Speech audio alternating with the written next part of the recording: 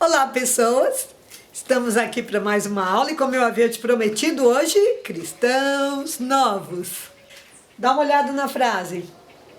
A intolerância agrava a pandemia em qualquer época. Qualquer época. Nós vamos falar hoje do século XVI. O Papa Alexandre VI fez uma perseguição enorme à comunidade judaica. E à comunidade árabe que morava na Europa também. Por causa de quê? Por causa de religião, mas podia ser por etnia, podia ser por cor de pele. Na pandemia piora. Você está sabendo disso, você conhece. Pandemia da peste negra, volta no século XVI. Vamos entender como é que acontece lá, para entender o que está acontecendo agora aqui, né? Tá joia? Bom divertimento. Para entender essa categoria criada em Portugal, então, portanto, você já sabe. Falou de cristão novo, estamos falando de Portugal. A gente vai ter que voltar um pouquinho no tempo, continuar ainda dentro da dinastia de Aviso, vamos dar uma voltinha lá na Europa. Vamos lá, Europa. Vamos para Espanha. Você lembra 1492? Dá uma olhada no card aqui. Alexandre VI tinha ascendido à posição de Papa. É um Borgia, primo da Isabel. Aí nesta relação entre poder religioso e poder político, eles haviam decretado a expulsão dos judeus do território espanhol. E essa expulsão dos judeus em 1492, o ano que eles subiram ao trono, o ano que eles casaram, o ano que Colombo viajou, o ano do final da Guerra de Reconquista, eles vão ficar com os bens dos judeus. Foi uma multidão, acredite, em torno de 120 mil pessoas migraram para Portugal, fronteira, foram para lá. O rei recebeu, Dom João II recebeu, vão ter bairros inteiros, bairros judeus. O Dom João II sabe que essa comunidade judaica, ela pode estar vindo sem dinheiro. Ela é ligada ao comércio. Por uma certa imposição do cristianismo dessa Europa que está saindo da Idade Média, eles não podiam ter terras, então seus bens eram móveis. Então os seus bens são o quê? É ouro, é diamantes. E por mais que a Espanha tenha lhe tomado os bens, alguma coisa eles estão trazendo. Agora, vamos combinar que em Portugal já tinha em torno de uns 50 mil judeus, mas 120 mil judeus vai dar uma comunidade bastante expressiva. E eles serão importantes, vão se somar aos investidores da Ordem de Cristo nos comércios ligados às grandes navegações. Mas a intolerância, ela era pregada pelo Papa Alexandre VI. Incrível que uma pessoa com poder é capaz de fazer, né? Vai plantando ideias de intolerância, tal. Aí morre o rei Dom João II, sobe ao poder o Dom Manuel I, que a gente já conhece, né? Que é o que vai estar à frente do governo português quando teve a viagem do Vasco da Gama para as Índias, tal. Aí o Dom Manuel, ele queria se casar com a filha dos reis da Espanha. Bobo ele. Pensou, nossa, vou ser rei da Península Ibérica toda. Uma exigência feita pelos reis da Espanha é de que ele expulsasse os judeus. Ele falou, não, tudo bem, expulso. Aí em 1497, ele vai criar a situação de cristão novo. Quem quiser ficar em Portugal tem que ser cristão, tem que se converter, são os conversos.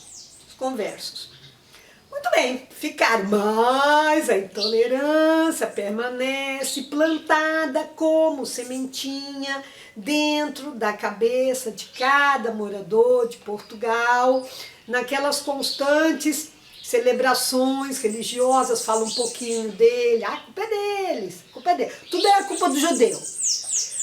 Tem uma grande seca, culpa é do judeu.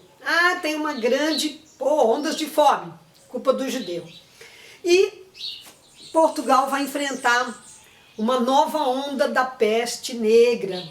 Sim, senhoras e senhores, pandemias voltam.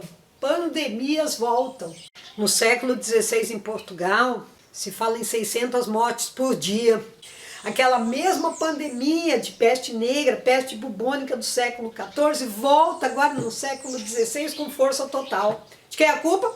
Do judeu. Aí você sabe, né? Provocações, tal, eles começam a ser chamados de marranos, que em espanhol quer dizer porcos. Horrível. O tempo vai passando, a situação vai ficando pior, a peste não vai embora, você sabe. A pandemia da peste negra não tinha vacina, não tinha remédio. A única forma de contê-la era o distanciamento social. O povo é teimoso, não obedece. Um doente cuida do outro, que não pode, tem que ter o isolamento inclusive dentro de casa, quando a pessoa ficava acometida da peste. Essas coisas, eu já lhe falei uma vez, vou falar de novo, vou repetir isso várias vezes. A história é cíclica, situações se repetem.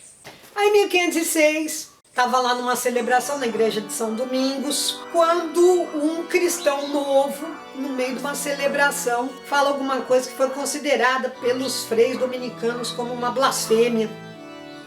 Pronto, foi a faísca que vai acender a fogueira. O povo saiu fora de si, aí os freis dominicanos ali, os que estavam na celebração, falaram que pessoas teriam perdão de seus pecados quem matasse um herege. Pronto. O povo saiu enfurecido.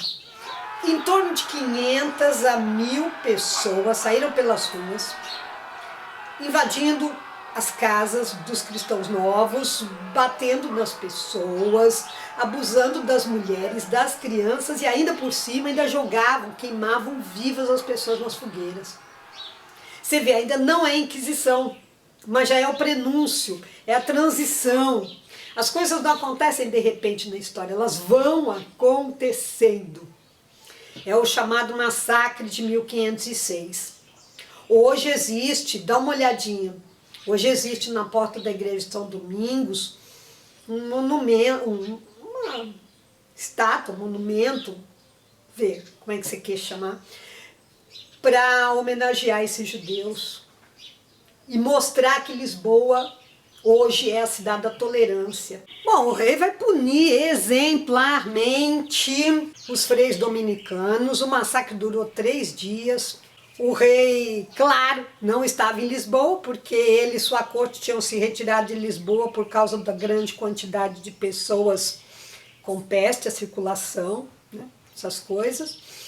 Aí o rei chegou, mandou enforcar os dominicanos, situação terrível. Mas o clima de intolerância acabou? Não. O Papa Alexandre VI parou de falar dos judeus? Não, até porque eles foram expulsos lá da Espanha. E não vamos esquecer que é na Espanha que você vai ter, dentro da Inquisição, Torquemada, o pior dos inquisitores, depois falaremos disso. Agora em Portugal, a situação fica esquisita para a comunidade judaica.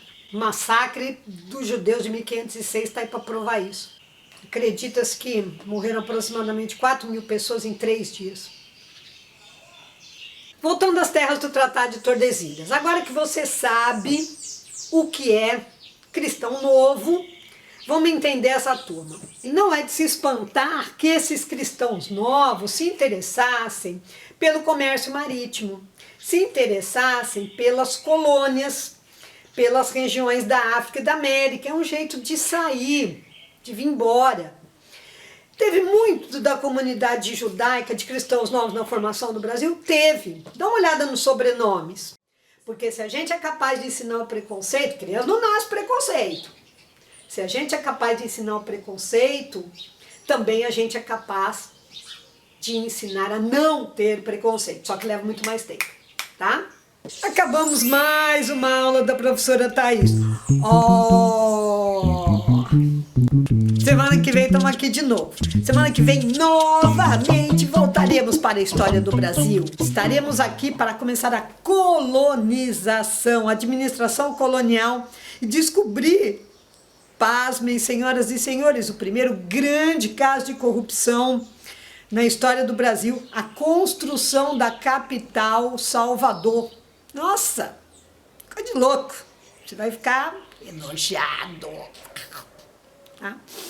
Bom, se você gostou da nossa aula, se inscreva no canal. Se inscreva no canal. Estamos aqui semanalmente. Se eu não posto na sexta, eu posto no sábado. Tá bom? Beijo grande, fica com Deus. Bons estudos.